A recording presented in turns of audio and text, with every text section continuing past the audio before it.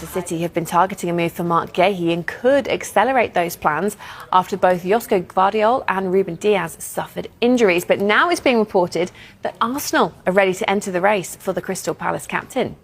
Arsenal were interested in Marc Guehi last summer, but they went in a different direction. Obviously, Mosquera and Hikape, younger players, I guess, and sort of, slightly cheaper in a different budget. But Arsenal were definitely interested in the player. Whether they can do it in this window remains to be seen. Whether they'll bid in this window, which I suspect they probably won't. But if Man City fail to do it in this window, and my word, they're pushing for it hard, aren't they? There will be so many big clubs in for it. Arsenal being one of them, Bayern Munich another. Liverpool, I think, will be very interested again. So it's no surprise to me at all why he is the most sought after, most talked about transfer target of this January window. Marc Guehi, future still very much unclear as things stand. We've talked about him right from well before the transfer window even opened. And that is a face which says, I hold all the cards, and he absolutely does. Yeah. But look, we could have chosen a nicer picture of Marc there if you're watching this morning. Marc Guehi, you're getting a great person as well as a great player. I watched the scenes post-match against Macclesfield Town, and he was talking to the fans. A lot of fans were angry. He does hold the cards, and again, I go back to it. I don't know what Palace get out of selling him really for around 25 million now, because they were fifth a few weeks ago. They're now, I think, around 12th. That's more than £25 million, I think, if the merit money they received. They obviously want to go far and they want to win the Conference League. Then that'll be hard without Marc Guehi. But, they will surely, Stephen, have the next one in mind, because they've known that this has been coming. And obviously, Maxence Lacroix is a hell of a player as well. He's one that in the summer potentially will be linked with big moves away. They've got Richards who can play there. They've got options. They've got to move away from Guehi. They know his future is not there. It's a matter of time. Yeah, it is a matter of time. But I think if you're one of the top teams, if you're Liverpool or City, the 25 million, I don't think you approach them with that. I think you go more. I think you just go, you give what they need to get it done to make Palace feel like they're not been taken advantage of to some extent because he's such a talent and that they're getting a reward for it. But to get him out the door now, it's going to have to be more than that value, I think. I don't think they'd sell him for that. I think they'd only sell him for more. Even though his contract's up in the summer, I don't think they'd let him go for 25 million. But here's the scenario. Aggressive Manchester City come in and say, OK, look, even if it takes 20, 30, and then the player says, well, hold on, I could get half of that in my back pocket as a signing on fee. And they say, well, we'll build that one in as well. That's still probably a bargain for Manchester City, bearing in mind, if he had a 5-year deal still to run, he's worth 80, 90 million? Yeah, 100%. You look at Van Dijk went for 75. That was how many years ago? Marc Guehi is English international.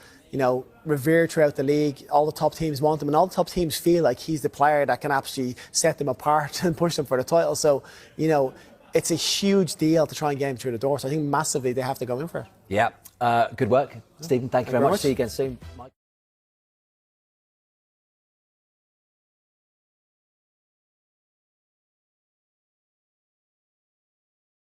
Forward Rodrigo has been linked with a move away from the Bernabeu.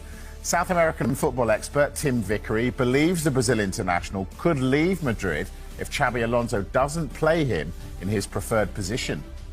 Let's watch this space over the next couple of weeks, because this could be interesting. And Rodrigo has the Real Madrid dilemma, doesn't he? That it's hard for players to be top dog there. And he's so talented. He's almost absurdly talented.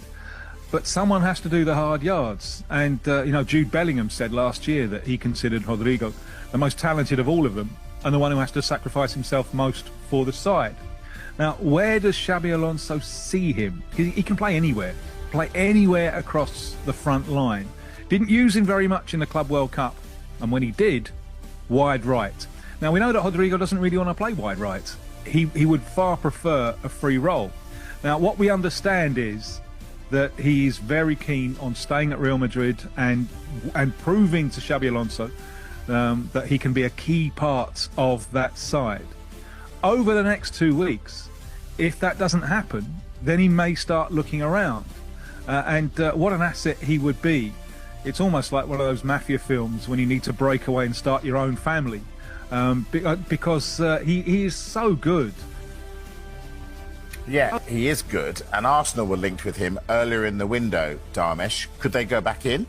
Look, let's be straight here, first of all, that the focus at Arsenal, after what's been a pretty impressive transfer window, I think we'll be talking about that in a moment anyway, is going to be on sales. Fulham have been in talks with Arsenal over Reece Nelson. Stuttgart are still pursuing Fabio Vieira. It's understood suitable offers would be considered for the likes of Alexander Zinchenko, Albert Sambi Lokonga as well. Could they go back into the market? I think Arsenal are a club who, when they see a market opportunity, want to be in a position to be able to act if it is a big market opportunity. And I don't think it would get much bigger an opportunity than if Rodrigo suddenly became available in the transfer window. It would be one that would be later on in that window, but it is true that they have kept an eye on Rodrigo throughout this transfer window, and just keeping an eye on his situation, because as Tim Vickery mentioned there, it does look a little bit precarious with regard to him and Real Madrid. If he doesn't get his way and play in the position